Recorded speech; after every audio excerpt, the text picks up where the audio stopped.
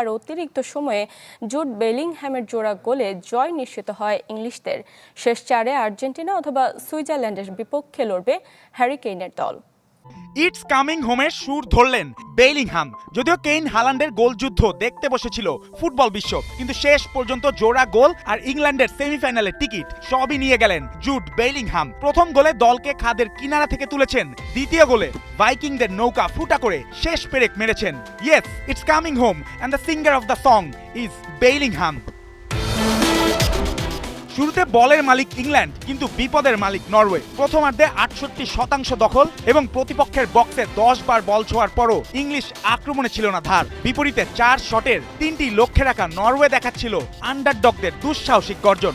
ম্যাচের ৩৬ minute counter attack থেকে ভাইকিংদের তীর গিয়ে ঠেকলো থ্রি লায়ন্সদের পোস্টে। এরপর জাল খুঁজে পায় সেই তীর স্ক্যান্ডিনেভিয়ানদের লিড, আর সেই তীরন্দাজের নাম আন্দ্রেয়াস সেলদেরুপ। তবে ইটের বদলা পাটকেল, সেটাই আসে বিরতির ঠিক আগে। অ্যান্থনি গর্ডনের বল থেকে বেলিংহ্যামের নিখুঁত ফিনিশ। এটা শুধু সমতার গোল ছিল না, চাপের মধ্যে ইংল্যান্ডের ম্যাচে ফেরার সাইকোলজিক্যাল ডোর। ভাইকিংদের নৌকা তখন ঝড়ের কবলে, কারণ পরক্ষণেই জালে বল পাঠান হ্যারি কেইন, কিন্তু অফসাইডের বাঁশি থামিয়ে দিল ইংল্যান্ডের হাসি।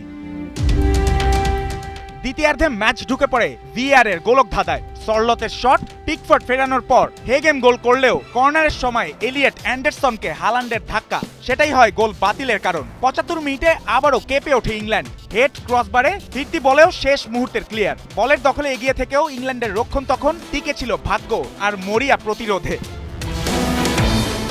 ৯০ মিনিটে ফল না আসায় বল গড়ায় অতিরিক্ত সময়। ৯৩ মিনিটে নিলান্ডার হাত ফসকে বেরিয়ে যায় মর্গান রজার্সের অসাধারণ শট, কিন্তু বিশ্বকাপের নকআউটে একজনের ভুলেই অন্যজনের ইতিহাস। ঠিক জায়গায় হাজির ছিলেন বেলিংহাম। ফিরতি বল জালে পাঠালে টুখেলের স্বস্তির নিঃশ্বাস। ম্যাচে লায়ন্সদের প্রথম লিড, ভাইকিংদের তরি তখন ডুবুডুবু অবস্থা।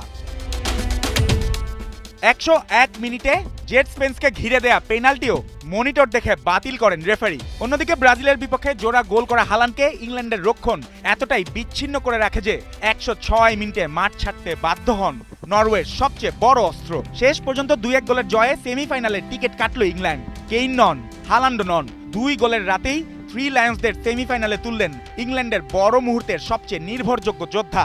Remember the name, it's Bellingham. বিশ্বকাপের উন্মাদনায় মুখর পুরো আমেরিকা। সেই আবহাওয়ায় দেখা মিলল বাংলাদেশের ক্রিকেটের সবচেয়ে বড় তারকার একজন সাকিব আল হাসানের। আলোচনা ছিল শুধু ক্রিকেট নয়, উঠে এসেছে বাংলাদেশের ফুটবলের বর্তমান আর ভবিষ্যৎ, বিশ্বকাপের স্বপ্ন, হামজা জামালদের সম্ভাবনা আর দেশের ক্রীড়াঙ্গনের এগিয়ে যাওয়ার প্রত্যাশা। সবকিছু নিয়ে খোলামেলা কথা বলেছেন বিশ্বসেরা অলরাউন্ডার। বিশ্বকাপ জ্বরে কাঁপছে বিশ্ব, মার্কিন মুলুকে উন্মাদনার কমতি নেই। এর মাঝেই দেখা মিলেছে সাকিব আল হাসানের সাথে। কথা হয়েছে দেশের ফুটবল নিয়েও। তিনি এক চিরন্তন কবিতার মতো এখনো সুন্দর, সাবলীল। বিশ্বসেরা অলরাউন্ডার, বহুদিন বাংলার বুক দেখেনি তার মুখ, তবুও তিনি বাংলাতেই আছেন। বাংলাদেশকে নিয়েই ভাবেন, ফুটবলকে ভালোবাসেন। ক্রিকেটের সাকিব তো স্বপ্ন দেখেন জামাল, হামজা, তপুদের দেখানো পথে দেশের ফুটবল অনেক দূর এগিয়ে যাবে। বাংলাদেশ একদিন ফুটবল বিশ্বকাপে খেলবে, অনেকের কাছেই হয়তো অবিশ্বাস্য লাগে। তবে নামটা যখন সাকিব, তখন তিনি আশাবাদী ও আত্মবিশ্বাসী। আপনি কি প্রত্যাশা করেন ক্রিকেটের মতো কখনো বাংলাদেশের ফুটবলটাও বিশ্বকাপ খেলুক? আমি তো অবশ্যই চাই। রিয়েলিস্টিক্যালি যদিও খুব ডিফিকাল্ট আমার মনে হয়, বাট এখন যেহেতু ৪৮টা দেশ খেলে, এবার থেকে শুরু হলো, এই ফরম্যাটটা যদি থাকে কেন সম্ভব হবে না? 32 কান্ট্রিজ যখন খেলতো তখন অনেক বেশি ডিফিকাল্ট ছিল, বাট 48 তো আরও অনেকগুলো দেশ বেশি। সো স্বাভাবিকভাবেই আমি তো আশাবাদী। সাকিব বাংলাদেশে নেই বহুদিন, তার অনুপস্থিতি হরহামেশাই টের পায় ক্রিকেটও।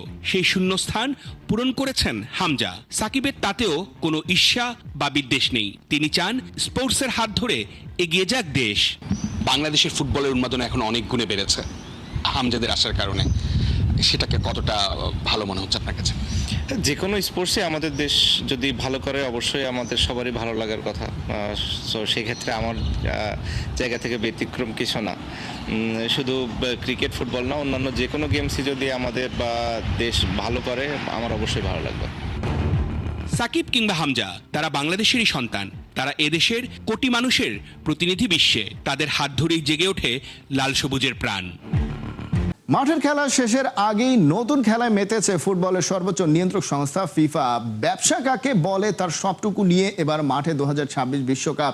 3 লাক্সারিয়াস দেশের লাক্সারির হাইস্ট লেভেলে নিয়ে যেত পরিকল্পনা ফিফার। টিকিট, জার্সি, স্পোর্টস সামগ্রীর পর এবার মাঠের ঘাসও বিক্রি করতে যাচ্ছে ওরা। বিশ্বকাপের ফাইনাল শেষের আগেই মাঠের এক টুকরো করে ঘাস বিক্রির প্ল্যানিং ইনফান্তিনোর ফিফার। এই ব্যবসায় আবারও সাধারণের পকেট কাটা ব্যস্ত সংস্থাটি। বিস্তারিত।